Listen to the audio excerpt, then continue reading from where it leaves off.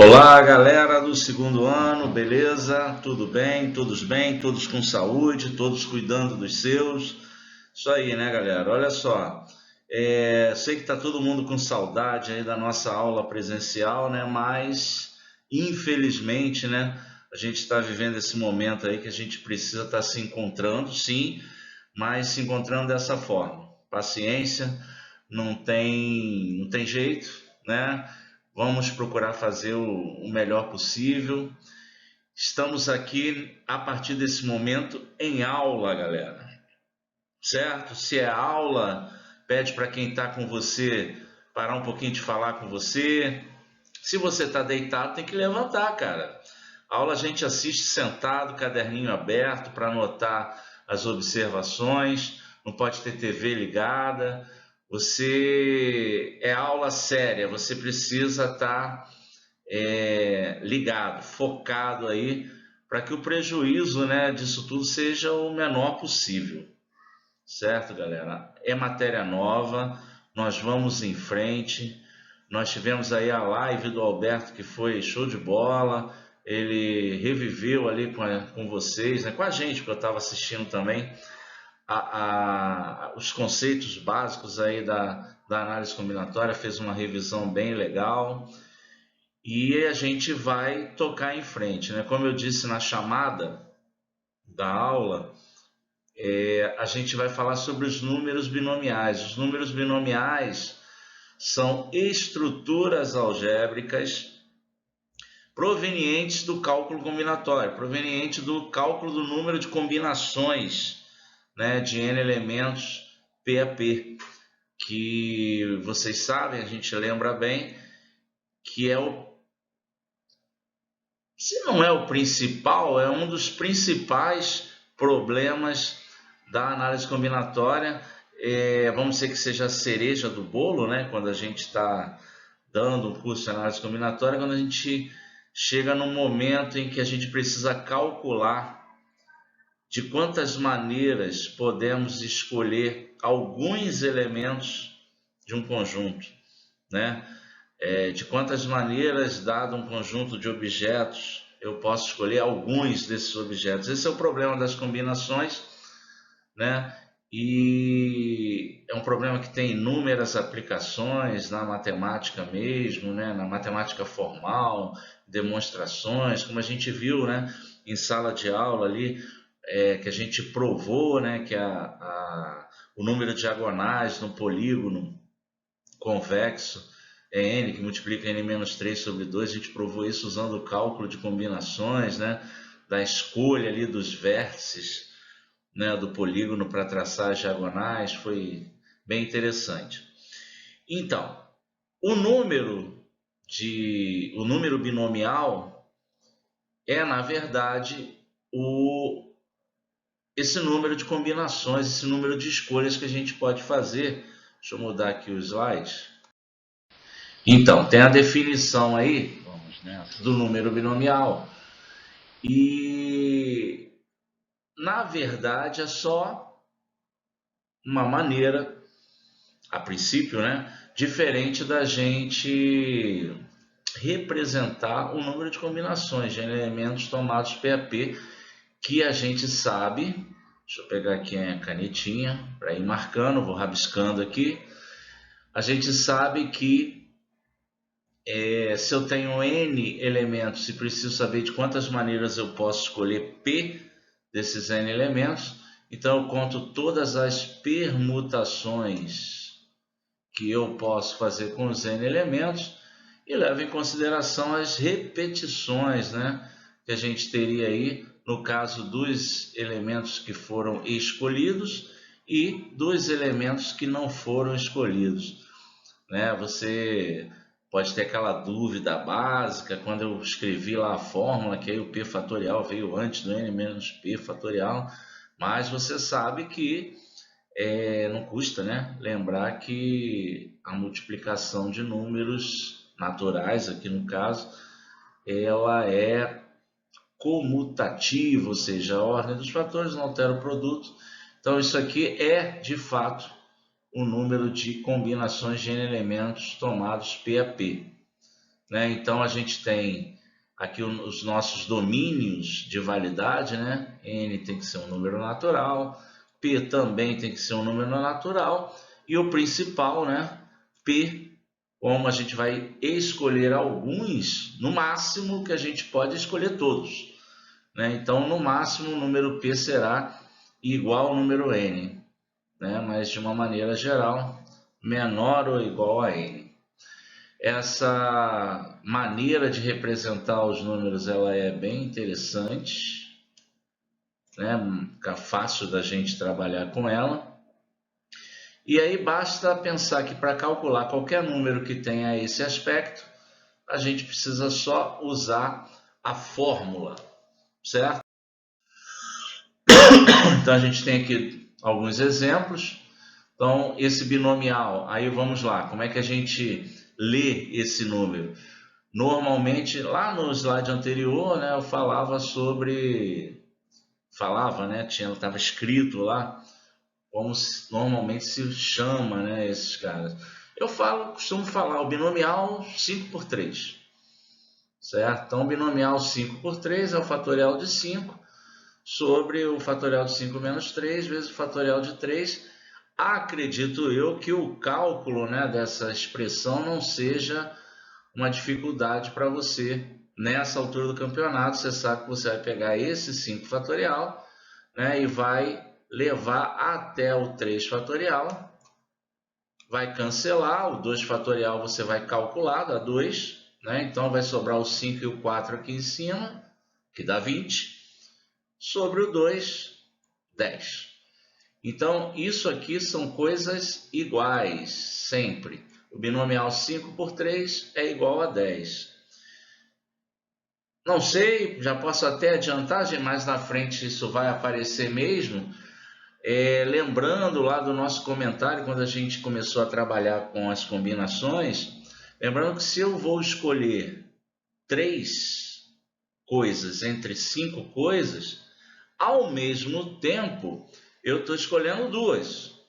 Se eu estou escolhendo 3 coisas para fazer alguma coisa, eu estou escolhendo 2 para não fazer. Então, é justo afirmar que o número 10 também é o binomial 5 por 2, ok? Isso aí a gente vai falar mais sobre isso aqui. 6 por 0. É legal esse exemplo aqui porque, até por uma certa semelhança com as frações, é comum a gente chamar o número de cima de numerador e o número de baixo de denominador, no caso dos números binomiais. Mas eles não são frações. Então, existe sim os binomiais com denominador zero, né? E aí, lembrando que o fatorial de zero não é zero, né? O fatorial de zero é 1. Então, isso aqui definitivamente existe, né? E vai, usando a formulazinha, você vai calcular e vai descobrir que vale 1. Na verdade, todo binomial de denominador zero, ele é igual a 1, certo? A partir, né, esquentando aí essa discussão, eu tenho essas consequências imediatas da definição aqui, que já poderiam gerar aí o nosso primeiro exercício, que seria você, aplicando a fórmula, né, você mostrar que essas 4 afirmações aqui são verdadeiras. O que dizem essas afirmações? A primeira, a gente já até, no exemplo anterior, a gente já mostrou, né, que todo binomial de denominador zero é igual a 1. Não é isso? E todo binomial de denominador igual a n também, né, denominador igual ao numerador, também vai ser 1. Isso aqui se justifica até pelo fato de que, se entre n coisas eu não escolho nenhuma para fazer, eu estou escolhendo todas para não fazer, certo? Então é justo que esses caras tenham o mesmo valor. Mas se você quer mostrar isso, usa a fórmula, certo? Da mesma forma, usando a fórmula, você mostra que se o denominador for igual a 1, independente de quem é o numerador, o resultado será o próprio numerador. Aí já acontece, né, mais ou menos aí o que acontece com as frações, né? Certo? Tudo bem? E por fim, isso aqui que tem uma importância mais teórica até, se eu tenho no denominador um número, uma unidade a menos que o numerador, o resultado também será n, e a justificativa disso, uma das justificativas disso, além de usar a fórmula, está mais uma vez na questão de que se n coisas eu escolho uma para fazer alguma coisa, eu escolho n menos uma para não fazer. Então, o número de maneiras de escolher uma coisa entre n é igual ao número de maneiras de escolher n menos uma coisas entre n. Mas, repito, a gente vai trabalhar isso aqui bem separadinho, porque tem algumas questões que envolvem isso aí. Certo? Tudo bem? Então, agora você vai pausar o vídeo. E vai fazer essas 4 provas aqui no seu caderno. É a sua primeira atividade aí. Só vai voltar para o vídeo depois que, utilizando a fórmula, você conseguir verificar, né, que são verdadeiras todas essas 4 afirmações que eu fiz aqui, ok? Então, pausa aí e a gente se vê daqui a pouco.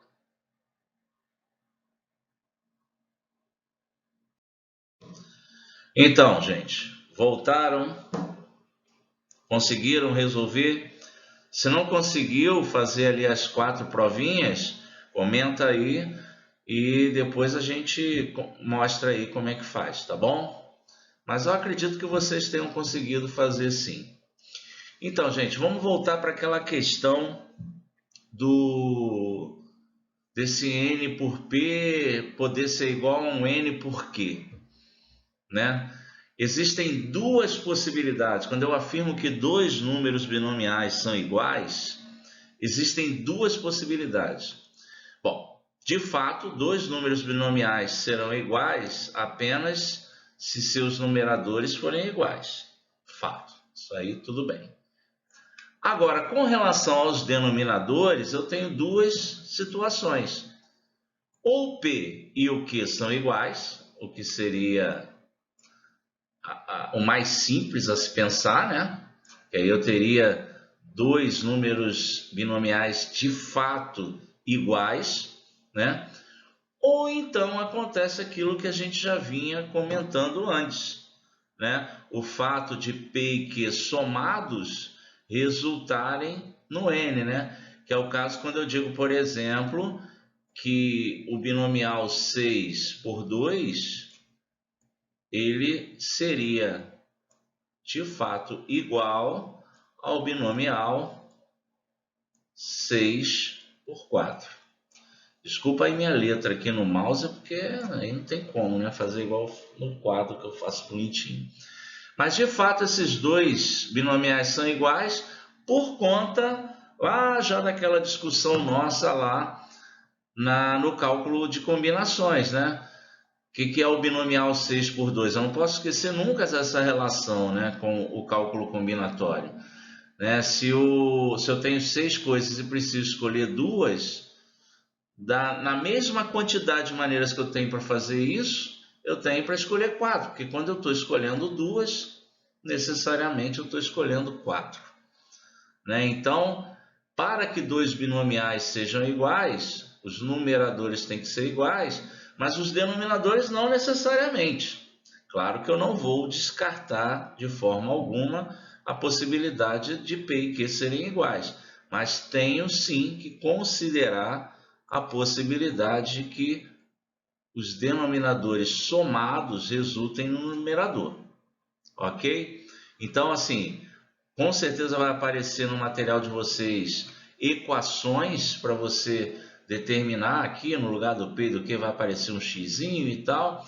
E aí na hora de resolver essas equações você tem que considerar as duas situações. Ou eles são iguais ou são, para não dizer iguais, a gente vai dizer complementares. Ok? Tudo bem? Vamos em frente. Tá aí, olha aí. Olha aí a equação aí. Olha o problema que pode aparecer. Você tem dois binomiais em que a gente está afirmando que esses dois binomiais eles são iguais. E se eles são iguais, o que pode acontecer? Ou esse x mais 3 é igual a 4, não é isso? Ou o x mais 3 somado com 4, que no caso seria x mais 7, é igual a 10. Eu tenho duas possibilidades, certo? Então, esse é um problema que não é dos mais difíceis. Está na hora de pausar de novo o vídeo e resolver rapidinho esse problema aqui. Vamos lá? Pausa aí. Beleza? Voltamos então. Conseguiram achar os valores aí? Acho que o próximo slide traz a resolução. Ou eu vou ter que escrever aqui, vamos ver. Ah, trouxe a resolução. Então, é porque escrever aqui na canetinha é brabo, né? Tá lá, ó, o binomial 10 por x mais 3 é igual ao binomial 10 por 4. Então, das duas, uma, ou o x mais 3 e o 4 são a mesma coisa, e aí se x mais 3 é igual a 4, definitivamente x é igual a 1, ou os binomiais são complementares, né? E aí o x mais 3 mais 4, no caso x mais 7, né? É igual a 10. E aí se x mais 7 é igual a 10, então x é igual a 3. E aí toda a equação tem um conjunto de solução, cuidado com isso. Aqui a gente pegou de fato um problema bem simples, não tem problema nenhum com o conjunto de solução, mas às vezes, nesse tipo de problema, pode ser que você encontre dois valores de x, talvez os dois sirvam, como foi o caso aqui, mas pode ser que um deles não sirva, ou até mesmo os dois não convenha. O que isso quer dizer? Se eu encontrar algum valor de x que faça, por exemplo, que esse número aqui vire negativo, não faz sentido. Se eu achar um valor de x que transforme esse número aqui num número fracionário, também não existe, né? Então não me convém. Então a gente tem que, além de considerar as duas possibilidades, ainda tem que dar uma conferidinha se os dois resultados que a gente vai encontrar valem. Ok? Tudo bem? Todo mundo conseguiu fazer certinho aí? Show! Então vamos em frente. Lembrando que qualquer dúvida... Bom, então, eis que surge aqui uma estrutura diferente de tudo que a gente já viu, né? Na verdade, o que acontece? Dois caras aí, um se chamava Tartaglia, um italiano. Provavelmente esse não é o primeiro nome dele. O outro se chamava Blaise Pascal. Eles resolveram, não sei por que cargas d'água, não sei se foram juntos, sentadinhos um do lado do outro, se foi um na França e outro na Itália. Enfim, associa-se a esses dois matemáticos essa estrutura aqui que é mundialmente conhecida como Triângulo de Tartaglia-Pascal. Mais comum é só chamar de Triângulo de Pascal, onde os caras eles organizaram os números binomiais em linhas e colunas, né? As linhas segundo os numeradores e as colunas segundo os denominadores. O fato de chamar isso aí de um triângulo, acho que está bem óbvio, né, aqui no próprio slide, no próprio desenho, né? Por que a gente vai chamar isso aí de triângulo? Então, a linha do zero é a linha de onde vão estar todos os binomiais de numerador zero. A linha do 1 é onde vão estar todos os binomiais de numerador 1 e assim por diante. Com isso, já aparece aqui um erro, né, no material, porque eu peguei isso no material, não reparei aqui. Vamos apagar isso aqui, porque de fato isso aqui tem nada a ver com a linha do 6, porque eu olho para aqui e vejo já o numerador n, né? Deveria ter aqui algumas reticências, né, depois da linha do 5, até que a gente consiga imaginar o que seria a linha do n, né, que vai do n por 0 até o n por n. O fato é que em todas as n linhas, ou n mais uma linhas, né, desse triângulo, você vai ter começando um binomial de denominador zero e terminando com um binomial em que o denominador e o numerador são iguais. Isso já me leva a uma observação, né? Todas as linhas do triângulo de Pascal vão começar e terminar com 1. Por quê? Porque você já provou aí no seu caderninho que todo binomial que tem denominador zero, ele é igual a 1. Você provou isso. E todas as linhas começam com binomiais de denominador zero. E provou também que todo binomial cujo denominador é igual ao numerador também é igual a 1. Isso você provou também. Então, todas as linhas terminam com binomiais desse tipo. Então, todas as linhas começam e terminam com 1. Todos os outros valores podem ser calculados. Todos, sem exceção, podem ser calculados.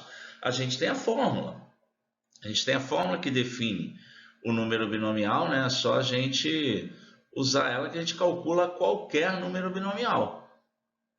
Beleza? A gente já viu como.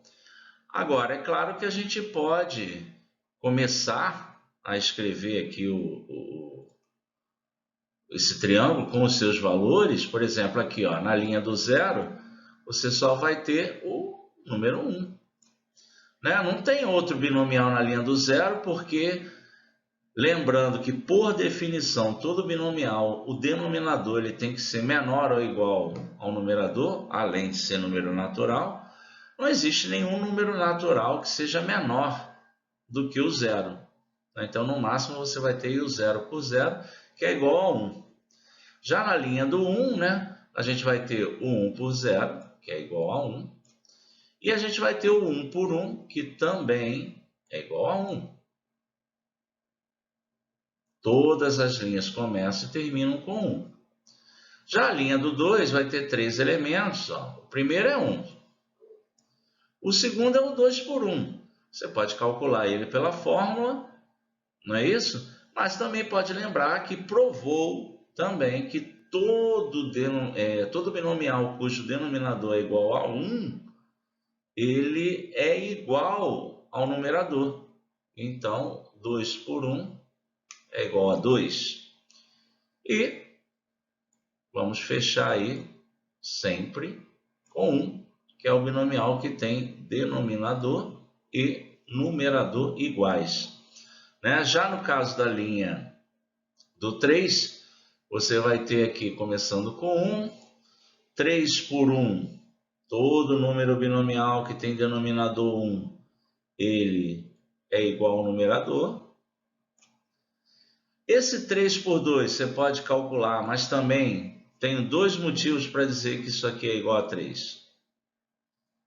Que motivos seriam esses? Primeiro, o número de maneiras de escolher uma coisa entre 3 é igual ao número de maneiras de escolher 2. Então, isso já justifica o fato desses dois caras serem iguais. Além da quarta provinha que você fez também, né? Que quando o denominador ele é uma unidade a menos que o numerador, o resultado é o numerador. E fechando aqui, a gente vai ter o 1. Né? Daí a gente tem a linha do 4, que teria o 1, o 4 por 1 dá 4, o 4 por 2 dá 6. A princípio você poderia estar aí pensando, como que chegou a esse 6? É só lembrar que você tem uma fórmula para calcular isso aqui, né? Opa, deixa eu apagar, pisquei demais, espera aí, aí. Então tem uma fórmula para calcular isso aqui, e essa fórmula você vai ver que vai dar 6. Né? Aqui o 4 por 3 a gente sabe que dá 4, e o 4 por 4 dá 1. Né? E assim você vai conseguir indefinidamente escrevendo as linhas, né, do triângulo de Pascal. E aí você vai começar a observar, você pode começar a observar algumas coisas interessantes aqui no triângulo de Pascal, que nos próximos slides a gente vai esmiuçando. Mas eu posso até adiantar aqui alguma coisa. Por exemplo, esse 6, ele é proveniente da soma desses dois caras aqui, ó. Esses dois caras somados, eles dão 6. Aqui, ó. Isso aqui é uma relação que acontece em todo o triângulo de Pascal. Ela é uma relação chamada relação de Schiffel. Mais à frente a gente vai falar sobre ela. Então, por exemplo, aqui, ó. Quer ver? Isso vai acontecer em todo o triângulo, ó. 3 mais 1, 4. Tá vendo?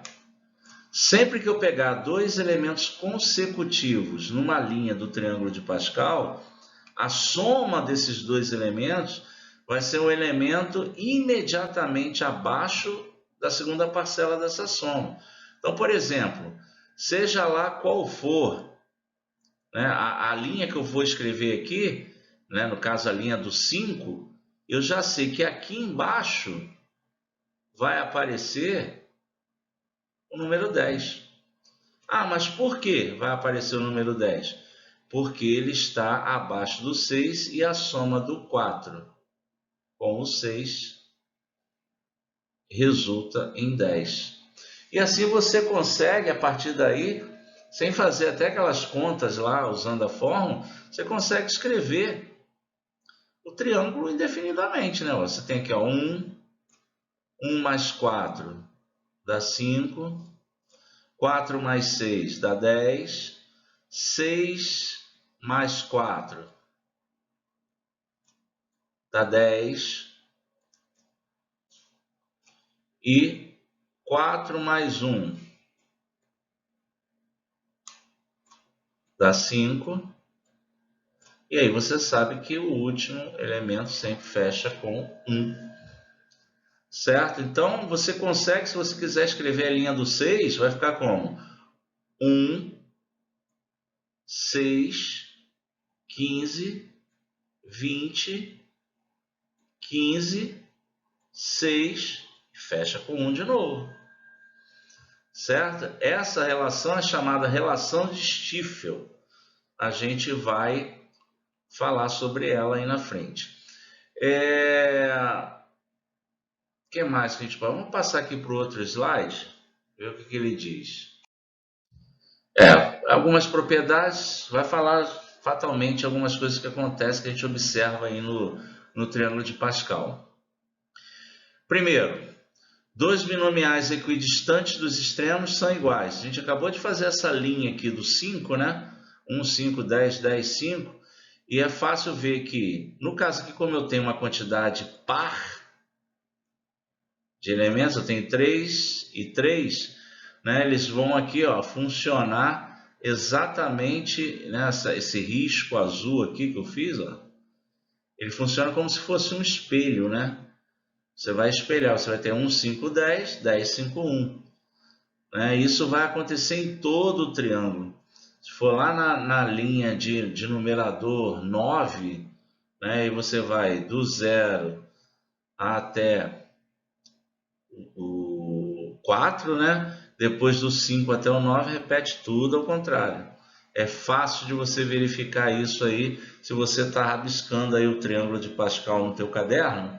Continuou, né? Eu parei ali na linha do 5, né? Mas se você continuar, você vai ver que você vai ter essa relação, né? E quando a quantidade de elementos for ímpar, né? Que seria o caso das linhas de numerador par, aí você vai ter um elemento central, né? Que não vai ter a sua repetição, ele vai ser um elemento central. E esse elemento central que vai funcionar como um espelho. Até ele acontece uma coisa e depois dele acontece o mesmo, né? Voltando. Ok? Essa é uma das propriedades do triângulo de Pascal. Aqui ele já fala da relação de Stiefel em si, certo? E aqui rola até um exercício bom para quem gosta aí de algebreira, né? De trabalhar com a álgebra, provar que essa relação aqui existe, independente, né? Porque aqui a gente tem exemplos, né, gente? Aqui você poderia argumentar comigo o seguinte: ah, legal, mas você tá mostrando para mim que isso vale para esses caras. Tá, mas será que vale para todo mundo? Será que vale para todos eles? Bom, aí é você pegar aqui, né, o binomial n por p,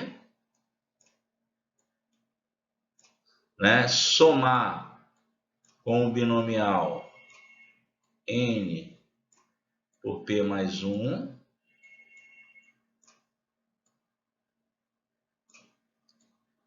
e mostrar que, de fato, o resultado disso aqui é o binomial n mais 1 por p mais 1. E aí, como é que você vai fazer isso? Usando a fórmula. Né? E simplificando os fatoriais, trabalhando aí com a álgebra, né? Com os argumentos algébricos, e de fato mostrar que desenvolve esse lado e chega em duas coisas iguais. Beleza. Aí você prova que isso é verdade e aí vai valer para quaisquer binomiais que atendam a essa condição. Você vê que se eu tenho n por p e n por p mais 1, eu tenho aqui dois elementos consecutivos numa linha qualquer do triângulo de Pascal. E ao somar esses dois elementos, eu encontro exatamente o cara que está embaixo da segunda parcela, né? Onde eu vou aumentar uma unidade no numerador, eu vou para a linha de baixo, e como eu estou na mesma coluna, o denominador será o mesmo. Certo? Agora, provar que isso é igual a isso, aí joga na fórmula. Que tal dar um pause aí e tentar fazer isso? Vamos lá? Pausa aí. E aí? Conseguiu? Talvez essa aí é uma demonstração um pouquinho mais complicada, né? Se não deu, tudo bem. Na verdade, a gente precisa aceitar isso como um fato verdadeiro e usar sempre que for preciso. Provar é um exercício interessante, aí já é mais para quem gosta mesmo, né? Para quem está interessado em trabalhar um pouquinho mais a questão matemática aí, mais formal, né? Tudo bem? Seguindo. Ah, tá aí, ó. A relação de Stiefel que eu rabisquei lá e ela aparece aqui bonitinha nesse slide. A relação de Stiefel. E um exemplo dela que você pode verificar tranquilamente com o cálculo, né? Puro e simples desses binomiais. Mas percebo que estou falando da soma, né? De dois binomiais, mesmo numerador e denominadores consecutivos, ou seja, são dois elementos consecutivos de uma mesma linha, o resultado dessa soma vai estar na linha de baixo, né? Vai estar aqui. E esse cara que está aqui é o 7 por 5. Né? Ok? Beleza. Com essa propriedade, pode-se construir o triângulo de Pascal, somando dois números. E foi o que a gente disse, né? Aqui você vai em frente, ó, linha 5. Se você quer, então, escrever a linha de numerador 6, né? A linha do 6, então você vai ter aqui o 1, aí faz 1 mais 5, 6. 5 mais 10 dá 15, né? Vai embora. 10 mais 10 dá 20. 10 mais 5, 15. 5 mais 1, 6. E, claro, fechando a linha sempre, número 1. Ok? Tudo bem? E aí, se eu quisesse fazer a linha do 7, 1, 7, 21, né? 35, 35, já valendo aquelas propriedades que a gente disse antes. Ok? Beleza. Então, essa aqui também é uma propriedade interessante. Se eu pegar qualquer linha do triângulo de Pascal e somar os elementos dessa linha, eu vou encontrar uma potência de 2. Na verdade, eu vou encontrar a potência 2 elevado ao expoente da linha. Perdão, expoente da linha, o numerador da linha. Né? E a justificativa para isso, além de você ir calculando, né? Ó, além de você ir calculando cada um desses denominadores, desses binomiais aqui, e descobrindo que realmente são potências, né, do 2, basta você associar essas linhas, né, do triângulo de Pascal, na verdade, a quantidade de subconjuntos de um conjunto, né? Na verdade, por exemplo, se eu pegar essa linha aqui de numerador 5, né, eu posso estar aqui de fato contando quantos são os subconjuntos de um conjunto que tenha 5 elementos. Né? Por exemplo, ó, quantos subconjuntos de um conjunto com 5 elementos? Pensa no conjunto das vogais. Tá lá. Vamos pensar aqui que o conjunto A seja o conjunto, treinando aqui minha escrita com o mouse, hein? A, E, I, O, U. Então, conjunto com 5 elementos. Pensa em todos os subconjuntos com nenhum elemento. Existe? Existe o vazio. O vazio é subconjunto de qualquer conjunto. Então, eu tenho um subconjunto com nenhum elemento. Ah, quantos subconjuntos com um elemento? Por que eu digo subconjuntos com um elemento? Porque se eu estou calculando 5 por 1, eu estou calculando de quantas maneiras eu posso escolher um elemento entre 5. Essa é exatamente o número de maneiras, né, o número de subconjuntos com um elemento, que são 5. É o unitário A, unitário E, unitário I, unitário O, unitário U. Então, aqui ó, eu tenho 5 elementos. E pensando dessa forma, né, aqui dá 10. A gente já viu esse cálculo. Porque são os 10 subconjuntos com 2 elementos que eu conseguiria construir. Porém, a gente sabe que, isso a gente aprendeu lá no primeiro ano, que se um conjunto tem n elementos, então ele tem 2 elevado a n subconjuntos. Então, se a gente está falando aqui de um conjunto com 5 elementos e está contando todos os subconjuntos desse elemento, essa soma não tem como, tem que dar 2 elevado a 5. Certo? Então, se a gente pegar a linha do n por 0, né, somar com n por 1, somar com n por 2, n por 3, n por 4, n por 5, até o n por n, com certeza o resultado será 2 elevado a n. Certo? Isso, na contramão do que a gente falou, também serve como prova, né, desse resultado, de que se um conjunto tem n elementos, então ele tem 2 elevado a n subconjuntos. A análise combinatória aí fazendo nos ajudando aí nas demonstrações, né? Beleza? Vamos lá, o que mais que a gente pode... Outra propriedade. Considerando uma mesma coluna, a soma do primeiro número binomial dessa coluna até um elemento qualquer na coluna é igual ao número binomial que está na próxima linha. Isso aqui eu acho que é o melhor a gente observar no próximo. Tá aqui, ó, beleza. Tá bom da gente ver.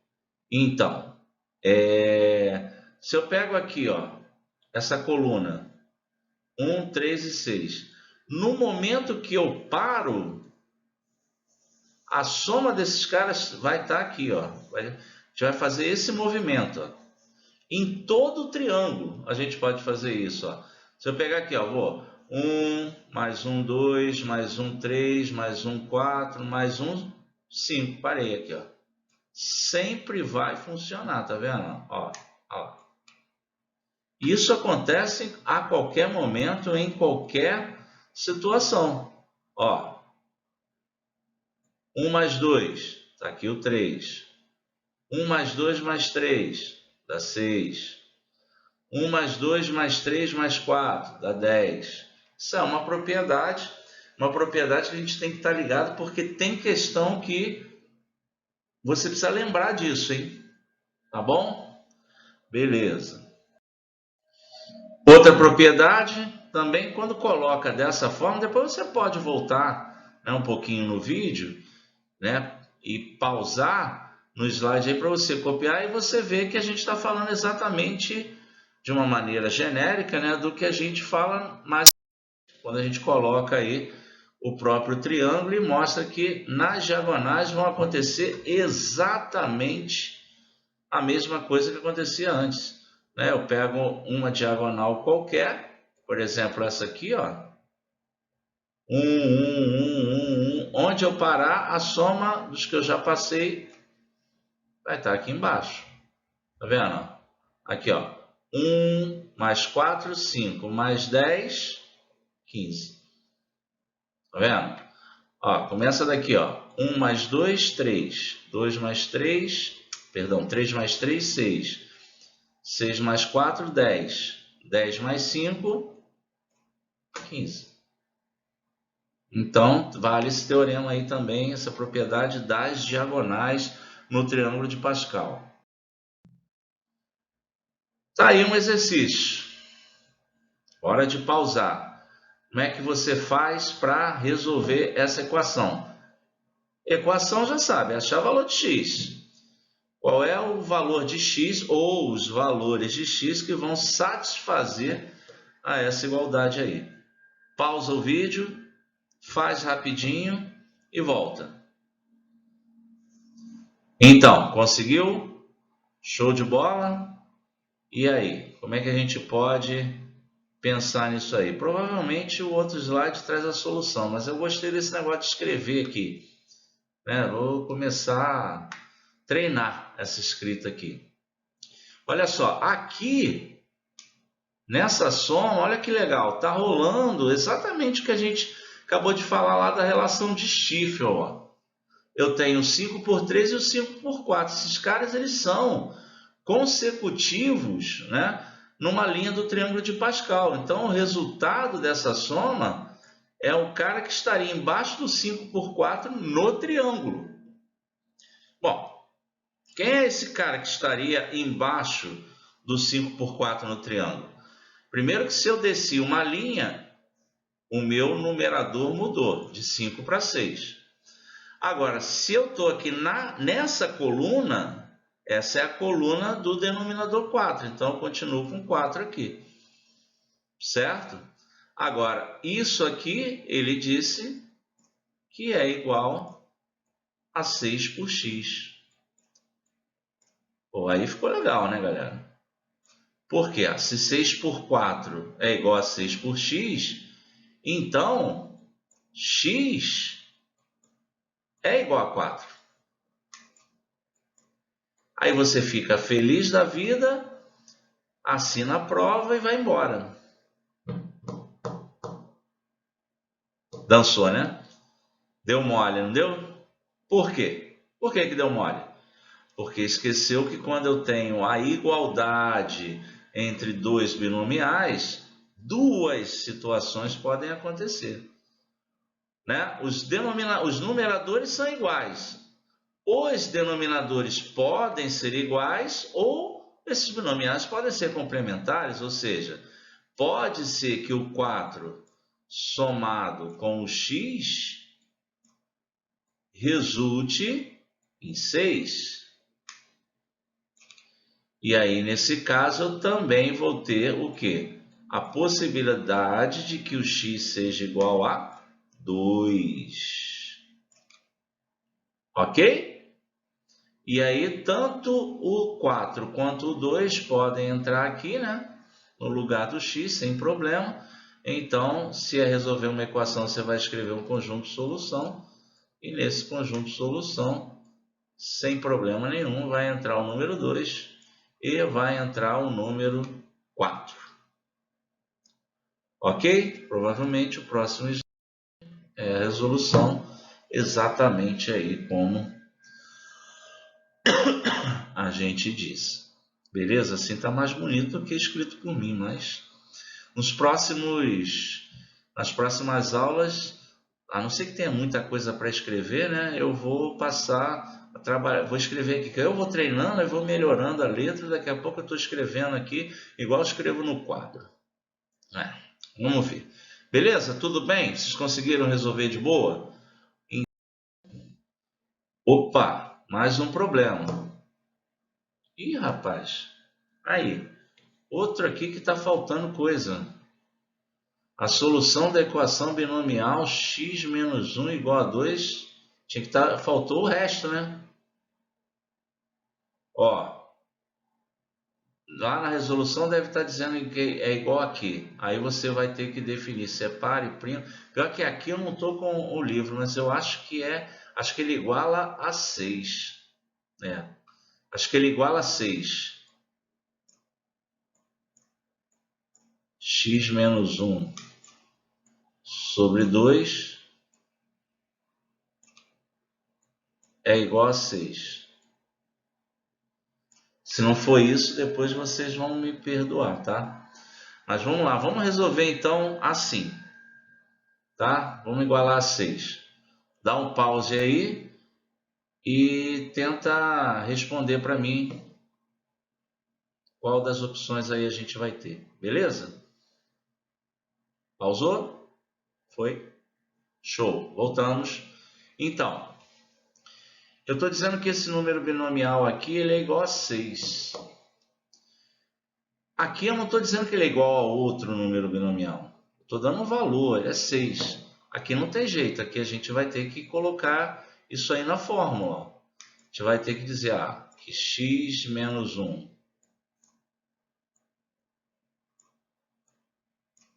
fatorial sobre 2 fatorial vezes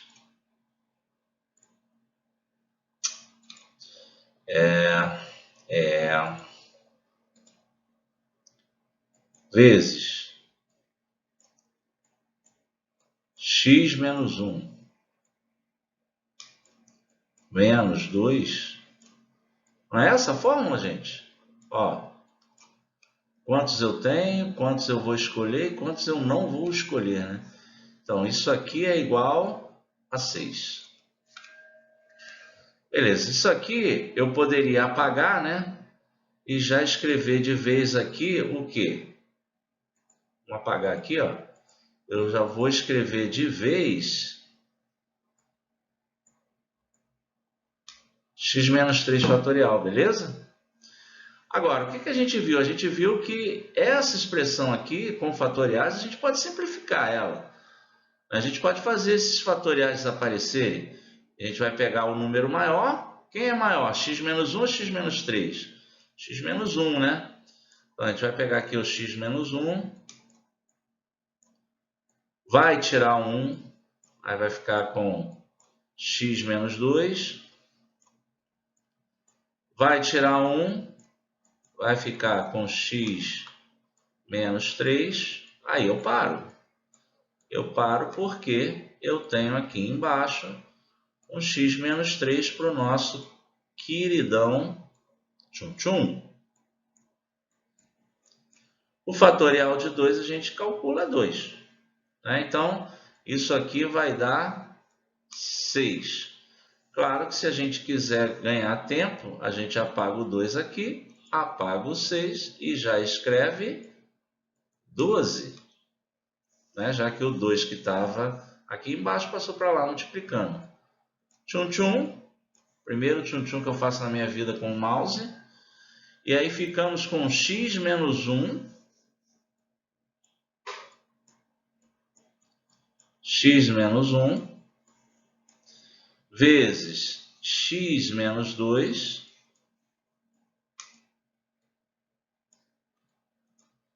igual a 12. Olha, um detalhe, galera. X menos 1 e x menos 2 são números consecutivos. Hein? A gente conhece dois números consecutivos que o produto dá 12.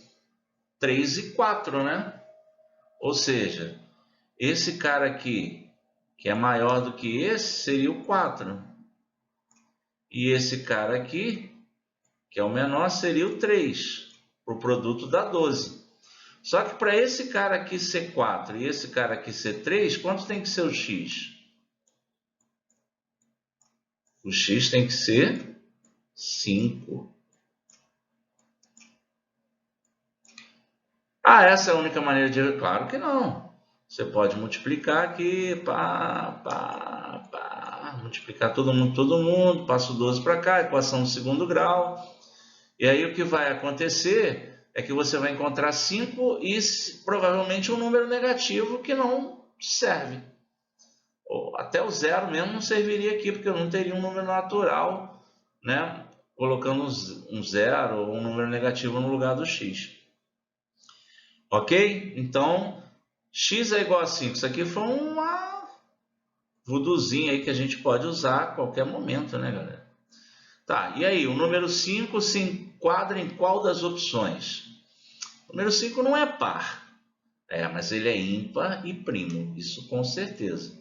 Né? Não é múltiplo de 3, não é par, nem é divisível por 11. Está aí, letra B, resolvendo o nosso problema. Né? Como ainda não está no meu esquema, muito provavelmente, né, o outro slide é a resolução. Tá aí. Ih, rapaz, o livro resolveu usando a equação do segundo grau, né? Não usou do meu truque. Mas está lá, ó, deu menos 2. Um resultado que definitivamente não nos interessa, porque se eu substituir aqui o x por menos 2, eu teria este absurdo aqui, ó. Isso aqui não existe. Certo? Tudo bem, galera? Ok? Beleza. Bom, aqui ele vai pedir para você escrever o triângulo de Pascal até o número 8, até a linha de número 8, e calcular o valor disso aqui, né? Ah, na verdade você vai usar aquele teorema da diagonal. Né? Se vai do 3 por 0 até o 7 por 4, o resultado vai ser o 8 por 4. Por isso que ele me pediu, né, para você escrever até a linha de número 8. Né? O 8 por 4, se você escrever o triângulo, né, ele vai surgir naturalmente aí o valor. Se você não quiser escrever, você calcula pela fórmula aqui, ó. Calcula, né, o 8 fatorial sobre o 4 fatorial vezes o 4 fatorial. Lembrando que é sempre aquela fórmula da combinação, né? Todos que eu tenho, quantos eu vou escolher, quantos eu não vou escolher, e vida que segue, né? Então a resolução deve vir lá exatamente como a gente imaginava, né? O 8 por 4. Ok? Valor, resposta 70.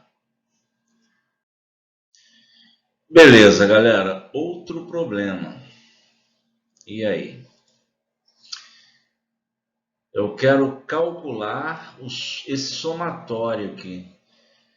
Eu não sei se vocês já viram, já estão acostumados com expressões desse tipo aqui. Expressões que envolvam essa letra, a letra sigma maiúsculo. Lá no Excel, né, do Office, você tem um ícone, né, com essa letra sigma maiúsculo exatamente representando ali a função soma, né? Então aqui na matemática a gente também, sempre que aparece uma expressão como essa, nós estamos falando de um somatório, né? Nós estamos falando do somatório de todos os binomiais do tipo n por 2, ou seja, todos os binomiais de denominador 2, onde o numerador ele vai variar de 2 até 10. Ou seja, na verdade a gente tem o binomial 2 por 2, né, que eu vou somar com o binomial 3 por 2, que eu vou somar com o binomial 4 por 2, ou seja, uma coluna, né? 4 por 2, e assim por diante, até o binomial 10 por 2. Beleza, acontece que a gente viu que se a gente somar, né, como isso aqui é o primeiro elemento dessa coluna de denominador 2. Se a gente, a partir do primeiro momento, a gente vier somando os binomiais, no momento que a gente para, né, a soma desses caras está bem aqui, ó. Ou seja, quem é esse cara aqui? Esse cara aqui é o 11 por 3. É esse cara aí que a gente tem que calcular, né? E quem vai ser esse 11 por 3? Vai ser o fatorial de 11 sobre o fatorial de 3 vezes o fatorial de 8. Sempre assim. Todos aqueles que eu vou escolher e os que eu não vou escolher. Então, eu vou levar o 11 até o 8.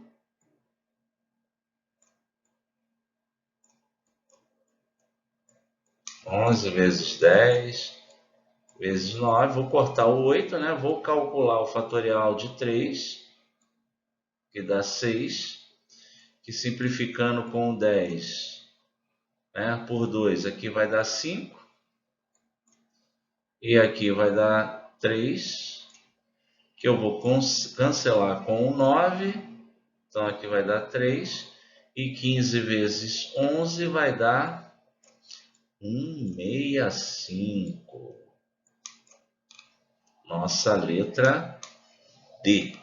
Essa eu nem tive paciência de esperar você fazer. Fui logo para o resultado direto. Beleza? Próximo slide. Então tá aí. Do jeitinho que a gente fez. Numa boa. É 165. Bonitinho aqui. Do jeito que eu faria mesmo, né? Show de bola. Tem mais um probleminha. Vamos lá? Tá aí. mais um problema, mais um somatório para calcular.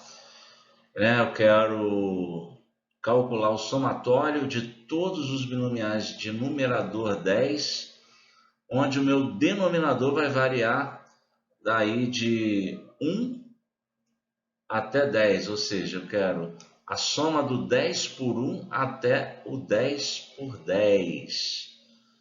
Pausa aí o vídeo, calcula rapidinho, mata essa charada aí para mim rapidinho. Vamos lá. Foi? Tranquilo? Usaram da malícia? O que vocês fizeram? Eu faria o seguinte, olha, isso é quase a soma de uma linha inteira do triângulo de Pascal, né? Assim, eu vou pegar aqui, ó, do 10 por 1, aí vou somar com o 10 por 2, vou somar com 10 por 3, né? E esse somatório ele vai até o 10 por 10. Cara, é praticamente a soma da linha inteira, né? Bom, se fosse a soma da linha inteira, a gente sabe, daria 2 elevado a 10. Só que não é. Eu tenho que tirar daqui o que não apareceu na soma. O que não apareceu na soma? Não apareceu o 10 por 0. Então, o resultado dessa soma é 2 elevado a 10, né? 2 na 10, que dá 1024, menos 10 por 0. Esse binomial aí, de denominador zero, a gente sabe que dá 1, né? Então, isso aqui é, na verdade, o resultado é 1023. Essa, na verdade, galera, é a resolução algébrica daquele problema que a gente resolveu na sala, do salão que tinha 10 portas e ele queria saber de quantas maneiras esse salão podia estar aberto. Vocês lembram disso? Que a gente tinha 2 opções para cada porta, e aí no total a gente tinha 1024 situações possíveis, e claro, a gente teve que diminuir a situação que não nos interessava, né, no raciocínio destrutivo, que seria a situação em que todas as portas estariam fechadas, né? E aí a resposta era 1023. Beleza, galera. Então, fica assim. Por hoje é só. Eu espero que a aula não tenha sido muito chata. Desculpa aí qualquer coisa. A inexperiência total nesse tipo de aula, nesse tipo de mídia aqui, a escrita e tal, mas a tendência é que a gente vá melhorando, né? Até que a gente possa voltar para os nossos encontros lá no colégio, né? Então, beleza, a apostila, material cheio de exercícios, né? Numa aula à frente aí a gente pode, né, estar resolvendo alguns, beleza? Então, trabalha, tá, gente? Não deixa de trabalhar não perde o foco. A gente não vai de forma alguma, né, perder esse ano aí letivo. Vamos em frente, tá? Grande abraço, saúde, fique com Deus. Tchau, tchau.